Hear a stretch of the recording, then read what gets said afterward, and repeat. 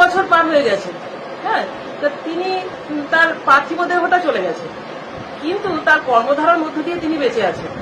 আর সত্যি বলতে কি, বিন্দুমাত্র অবিশ্বাস্য নয়, আমরাও বেঁচে আছি কিন্তু তার দৌলতে, তার কাছে ঋণী আমরা। নারী জাতি বলুন, অসহায় মানুষ বলুন, শিক্ষার মধ্য দিয়ে যে জ্ঞানের তেজ বা শিরদাঁড়া মানে সাহস, সমস্ত কিছুই জাতিকে তিনি তো দিয়েছেন। আর তাকে যদি আমরা যথার্থভাবে কর্মের মাধ্যমে অনুসরণ করতে না পারি, তাহলে আর আমাদের কি বৈশিষ্ট্য রইল জাতির হিসাবে। আমি এমন একটি বিদ্যালয়ে সৌভাগ্যক্রমে চাকরি পেয়েছি যেটার বয়স 100-র উপর, বৈদ্যবাটী বনমালী মুখার্জি ইনস্টিটিউশন, ভাগীরথী তীরে। এই নবজাগরণের সময়কার স্মৃতি বহন করছে। এই বিদ্যালয়টির ভবনটা 1912-তে করা হয়েছে, কিন্তু তার আগে থেকেই ওইখানকার ব্যক্তিরা এই আশেপাশে বিভিন্ন